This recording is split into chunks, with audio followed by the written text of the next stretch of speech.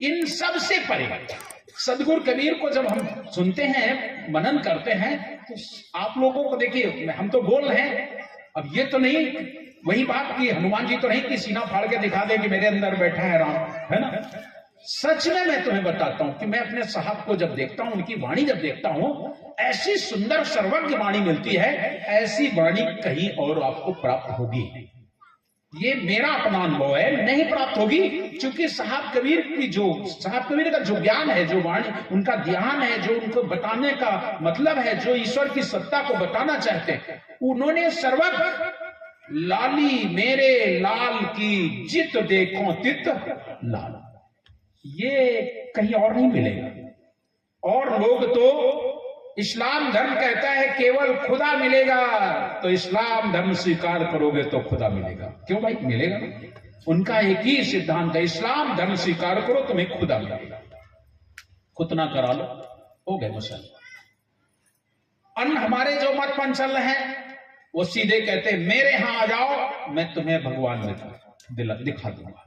मतलब उनके यहां जाओगे तो भगवान मिलेगा, वरना नहीं मिलेगा, नहीं मिलेगा। तो भाई ऐसा है, भगवान कोई हमारे बस में है कि हम उसे अपने कब्जे में कर लें कि नहीं, नहीं, भगवान जो मेरे पास आएगा उसी को मैं भगवान को देखने दूंगा, तुम्हें नहीं। इन लोगों ने सीमा में बांध रखा है।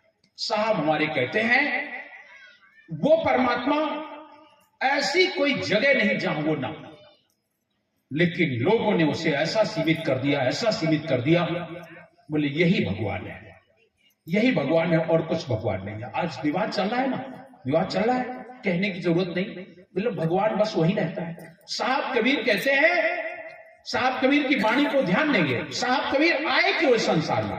उन्होंने एक के लिए नहीं, अमर लोक से हम चले आए जगत मझारा हो, सही छाप परवाना लाए, सम्रत के करिहारा हो, जीव दुखी देखे भाव सागर, ता कारण पगधारा हो। क्यों आए हैं? जीव को दुखी देख करके। और जीव, अब आप यही विचार कर ले, किस जीव को दुखी देखा? जबकि शास्त्र ऐसा नहीं कहते हैं।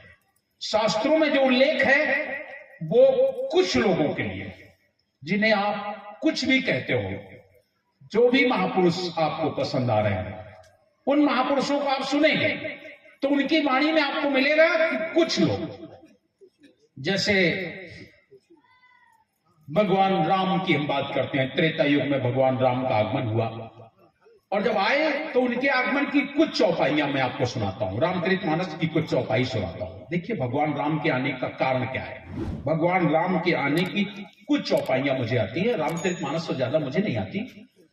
पहली चौपाई में भगवान राम का जो जन्म हुआ उसके बारे में लिखा गया, भय प्रगट कृपाला दीन दयाला कौशल्या हितकारी।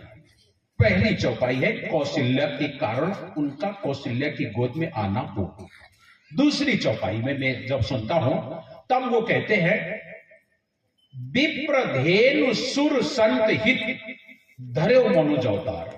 भगवान राम का आना क्यों हुआ?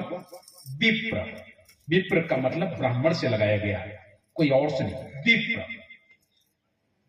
बस यहीं पर साहब कबीर कहते हैं कि ये तो ईश्वर नहीं हो पाया। ईश्वर कभी एक के लिए नहीं आता है। ईश्वर कृत जो वस्तुएं हैं वो सबके लिए है।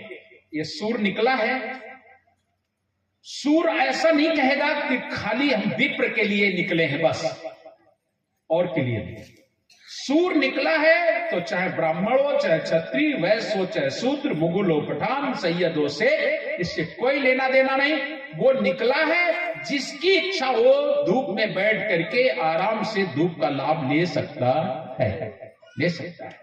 और इसलिए भी नहीं कि ना इस धूप में कोई और बैठेगा नहीं, मैं तो केवल ब्राह्मणों के लिए निकला हूं या केवल क्षत्रियों के लिए निकला हूं, वैश्य के लिए निकला हूं, ऐसा नहीं।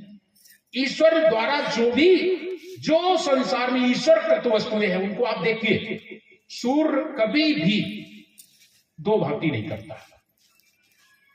बारिश होती है, कभी भी ऐसा नहीं करेगी कि ये गरीब आदमी है इसके खेत में कम पानी बरसे, ये अमीर आदमी है इसके खेत में ज्यादा पानी बरसे। ऐसा करता है क्या? वो ईश्वर नहीं करता है।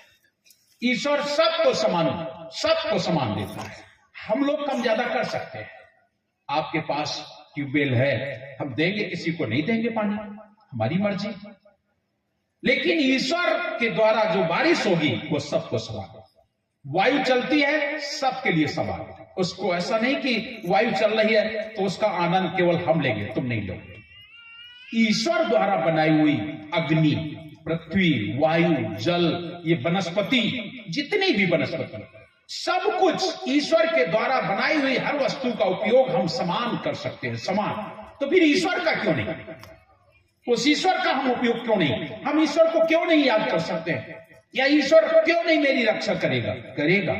ये केवल कुछ जो महापुरुष हुए, उनका आना क्या हुआ मैं उस बारे में नहीं, उनके मानने वाले लोगों ने क्या कहा, वो क्यों आए, लोगों ने उसका विवरण दे दिया, हम उसी पर बात करते हैं। तो भगवान राम के बारे में जो चौपाई लिखी गई, अब आप देखिएगा, वो आए, मैं ऐसा नहीं कहता हूं। हर महापुरुष के आने का अपना ढंग है, हर महापुरुष के आने का अपना एक तरीका है, और किस लिए आए हैं ये भी उनका अपना उद्देश्य है। तो भगवान राम के आने की जो बात लिखी है उसमें लिखी विप्र, धेन गाय के लिए, सुर संत, ये चार चीजें। विप्र माने गाय के लिए भगवान राम आए, ब्राह्मण के लिए विप्र, धेनु माने गाय के लिए, विप्र धेनु सुर संत हित धर्यो मन जोता। इसलिए उन्होंने मनुष्य का तन धारण किया कि विप्रों की रक्षा हो सके। मैं यहां से जानना चाहता हूं, क्षत्रिय की रक्षा क्यों नहीं होनी चाहिए? और बड़ी एक विशेष तुम्हें रोचक बात बताऊं कि लिखा है विप्र की रक्षा होनी चाहिए, और स्वयं भगवान राम मार किसे रहे? वध किसका किया? रावण का। और रावण कौन था? ब्राह्मण। और लिखने वाला क्या लिख रहा है? विप्र। लिख रहे हैं कि विप्र की रक्षा हो, और भगवान राम ने पूरे, एक दो नहीं, पूरे रावण कुल का नाश कर दिया। और वो सारे के सारे ब्राह्मण थे, सारे ब्राह्मण थे। धेनु की रक्षा होनी चाहिए, और पशुओं की नहीं, और पशुओं की नहीं होनी चाहिए। पशु तो पशु, सारे पशुओं की रक्षा होनी चाहिए, और सबकी रक्षा होती है। सुर, देवताओं की रक्षा होनी चाहिए। अरे भैया, देवताओं की क्या रक्षा होनी चाहिए? देवता तो खुद रक्षा करने वाले हैं, देवता तो खुद देने वाला है, उसकी रक्षा क्या होनी चाहिए? लेकिन वो उसकी भी रक्षा हो। विप्र धेनु सुर संत हित, संत की रक्षा। संत की क्या रक्षा होगी? संत तो साहब कबीर कहते हैं, आग लगी आकाश में, आग लगी आकाश में, जर जर गिरे अंगार, और जो ना होते संत दन तो जर जातो संसार। और फिर कहते हो संत की रक्षा हो। संत की रक्षा क्या होगी? संत तो आए ही इसलिए है कि संसार की रक्षा हो। संत बड़े परमार्थी, शीतल उनके अंग, और तपन बुझाने और की दे दे आपन रंग, वो है संत। साहब कबीर संत की महिमा गाते हैं, और क्या कहते हैं? साधु साधु मुख से कहे, कितनी बड़ी बात कह रहे हैं। साधु साधु मुख से कहे, पाप भस्म हो जाए, आप कबीर गुरु का आप है साधु सदा सहाय। तो उनकी हम क्या रक्षा करें? कोई क्या रक्षा करेगा? कोई क्या रक्षा करेगा? वो तो ऐसे हैं जिनकी साहब कह रहे हैं साधु साधु मुख से कहे, पाप भस्म हो जाए, आप कबीर गुरु का आप है साधु सदा सहाय। और यहां पर यह बात कही जाती है, मैं किसी का वो नहीं कर रहा हूं, लेकिन